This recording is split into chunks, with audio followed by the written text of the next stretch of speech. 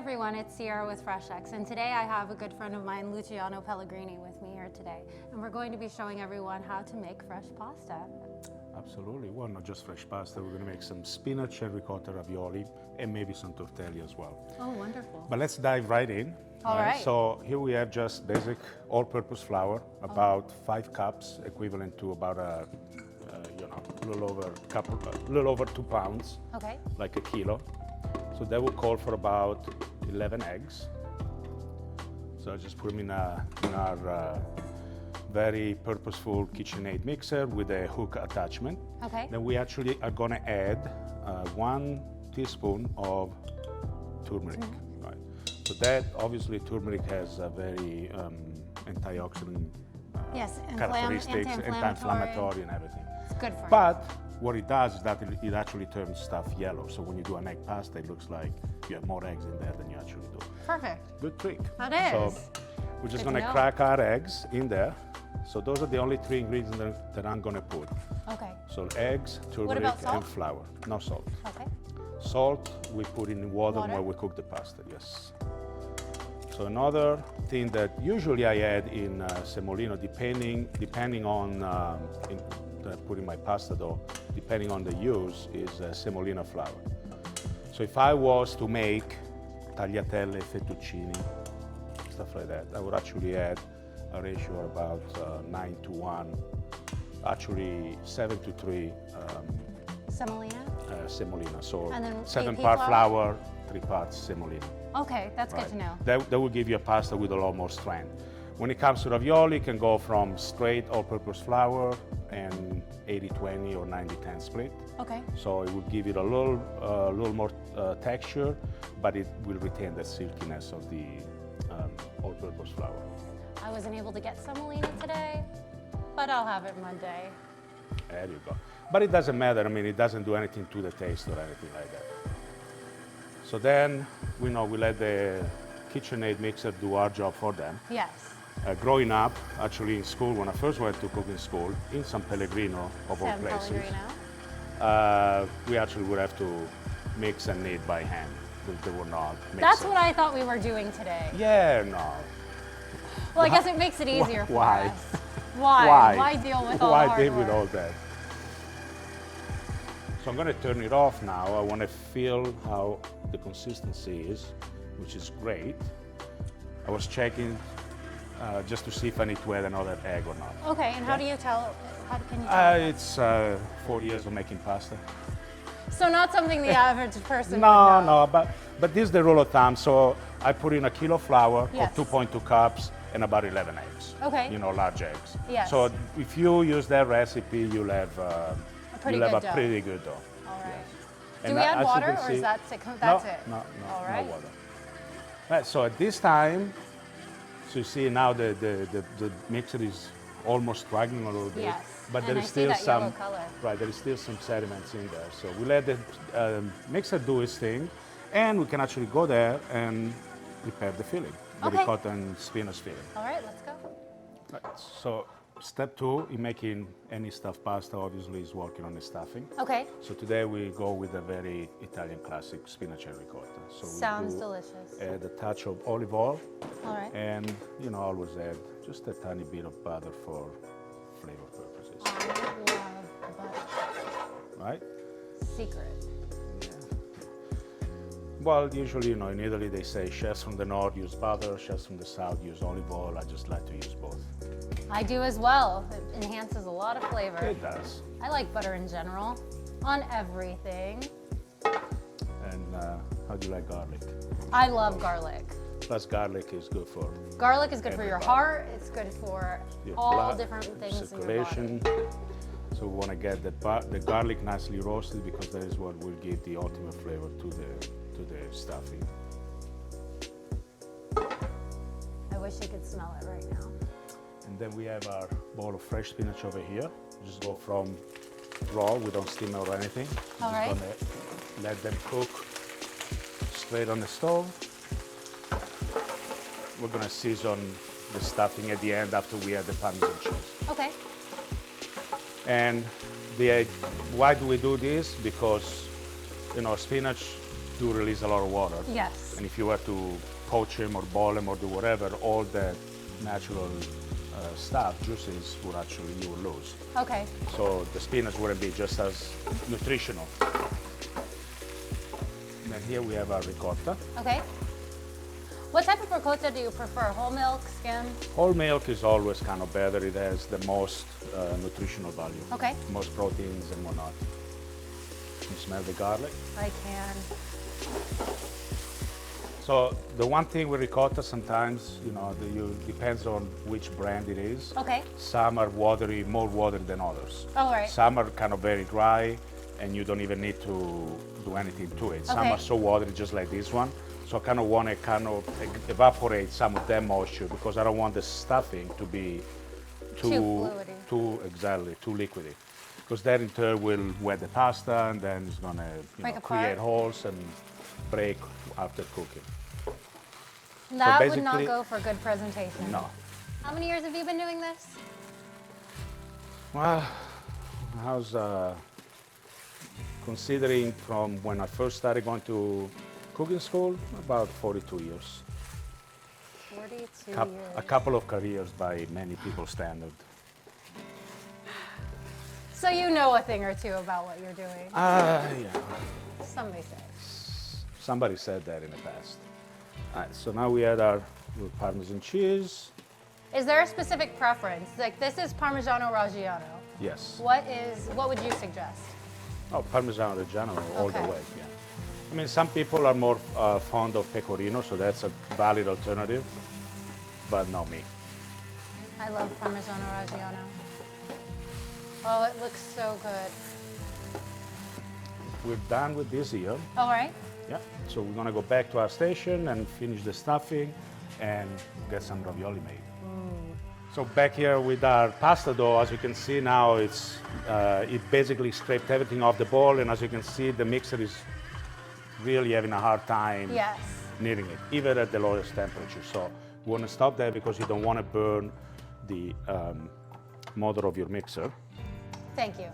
I appreciate the prematurely. consideration. And then here we have our pasta, viewed for the first time. So Looks you like know, there's you always so many want to. eggs in there. I know, right? It's almost false advertising. It is. And you kind of want to still give it, some kneading, just like good old times.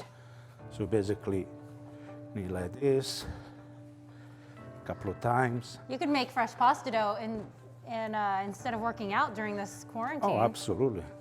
Great upper body workout. Oh, how pretty. So you see how nice and smooth it looks? Yes. That's the look that you want to get. All right. All right, so then meanwhile, we're gonna finish off our stuffing. So we got our, Handy dandy RoboCoupe or a Handy food dandy. processor if you have that at home. or big ass food processor, I have to say. Okay, and we're gonna put our stuffing in there from All the right. pan.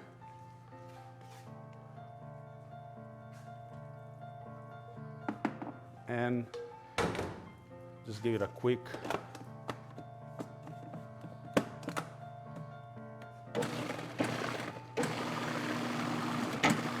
Mix everything together. It's Yeah. getting married. And next, we're actually gonna flavor. We're gonna add a little bit of salt and pepper. And the Parmesan cheese actually rounded it up, but you need to put a little flavor into the ricotta and the spinach. Okay. I like to flavor everything individually so that there is not any one component that has to carry the Yes. dish. So everything has to stand on its own. I agree. Voila. So then, next we're gonna Taste take it. it out. I'm gonna taste it. Actually, I'll let you taste to see what you think. Thank you. There you go. Customers appreciate it. Well, I know where this is going. And Straight home. like that. I feel as though this is also a good way if you have children to get them to eat some greens. Children love cheese. For sure. I close this off. I usually just leave one little corner there, Okay. squeeze all the air out, and then finish closing. There you go. And we're going to start rolling out our pasta. So here we have, yet again, another useful KitchenAid gadget. So we're going to start by cutting off the pasta. And you know, we want, obviously the rollers are like this far apart, right? Like 1/4 of an inch apart, right? So you cannot cut a very thick piece of pasta. So we're going to start by cutting it to size to where it's actually a... Oh, that looks beautiful. So as you can see, I'm flattening this down. And this should be enough actually to finish off that stuffing that we did. Perfect.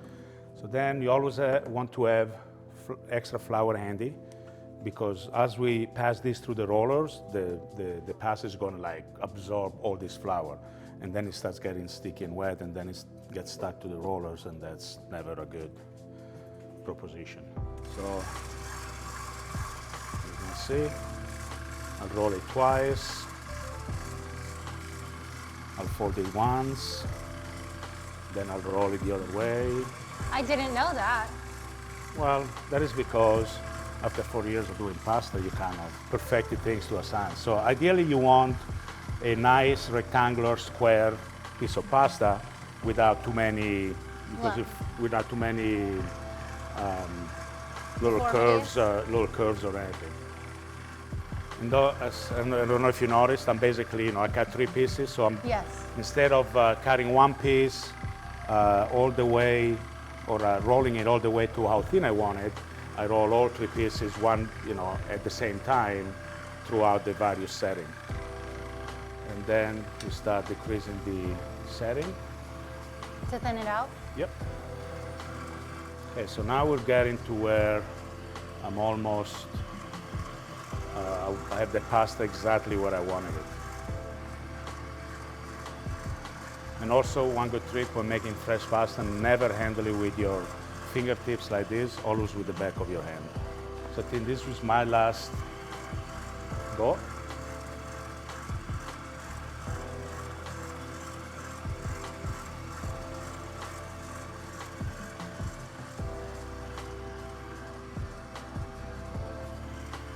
And of course, when you get to the end, you want to stop putting flour, because then if you put too much flour, then it gets in a way of it sticking together. Okay. Is that for all pastas or ravioli? No, just if you make a stuffed pasta. Okay. If you make tagliatelle or spaghetti, then it doesn't really matter. So there are many ways of doing ravioli. You can just do them by hand, with a pasta cutter, or with all kinds of custard cutters, obviously. I don't know what is wrong with me. I can't speak English today. You can speak Italian. Okay, so fine. I'm lining up the 2 pieces of dough. Yes. So I want the bigger one to actually then be the one that covers the actual stuffing. All right. So then I need to visually, so I'm going to cut a little hole in a corner of the Ziploc.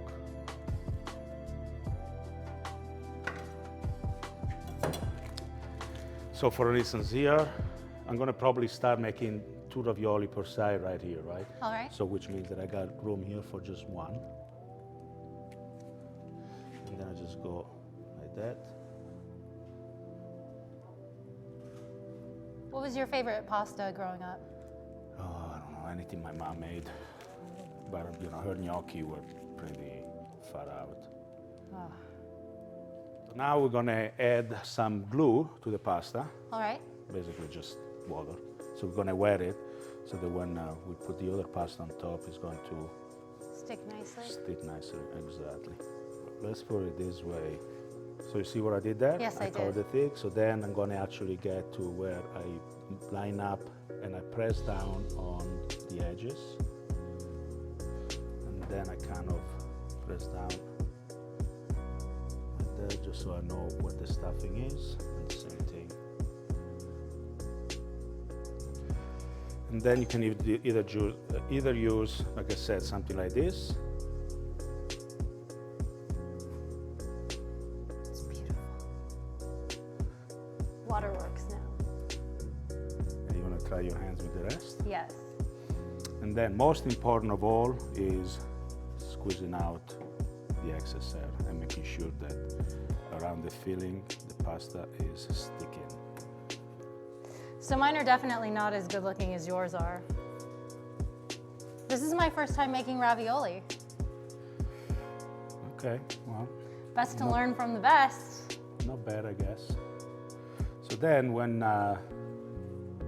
sometimes you have some pockets of air. Mm-hmm. So you see that pocket of air, so you just do a little poke, and then you never do the poke where the stuffing is, though. Always in the corner. Let's put these ravioli on here, and we'll just go cook them up. Do a little fresh tomato sauce for them, a little more garlic, some basil, olive oil.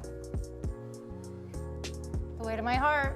So we had a whole bunch of ravioli left over, so we're gonna cook them off, just blanch them real quick. All right.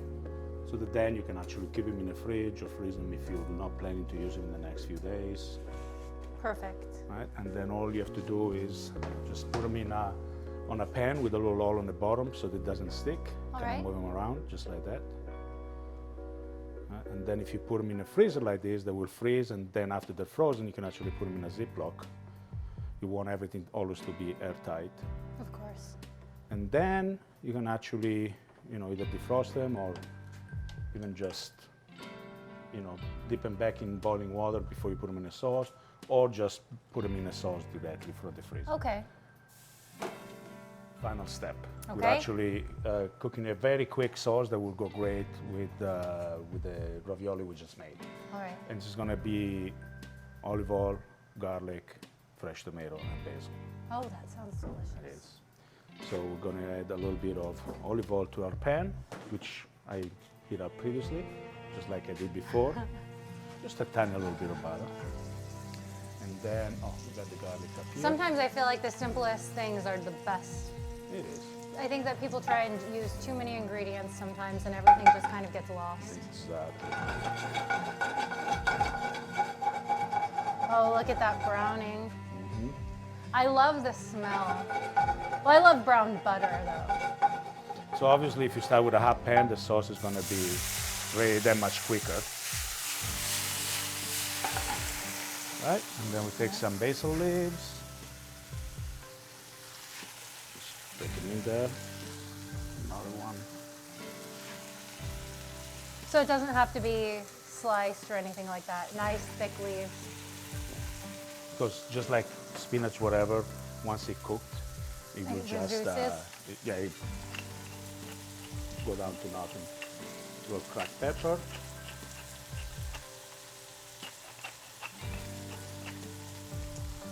So basically this is almost done. So what we're gonna do, we're gonna take our ravioli. All right. Just gonna do, 5. But again, fresh pasta, nice and thin. This will cook in actually less than 60 seconds. Oh, wow, okay. So that's why you wanna get your sauce going, ready to go. Careful, it's hot. Thank you. That is so good. Right amount of salt. So good. Like I said, less than 60 seconds. These are ready. A quick saute. Obviously keep in mind they're very fragile. And the dish is ready.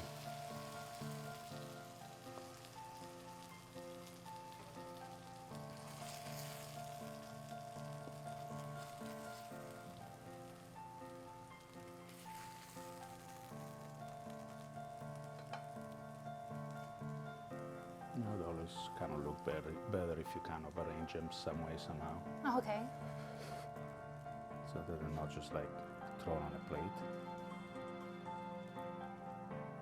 So pretty much you want to make sure that every ravioli has a little bit of tomato. And then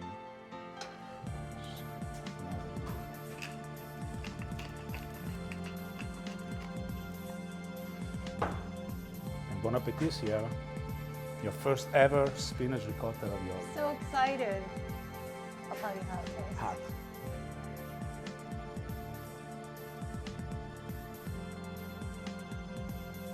So thank you so much for teaching me how to make this delicious and somewhat quick dish.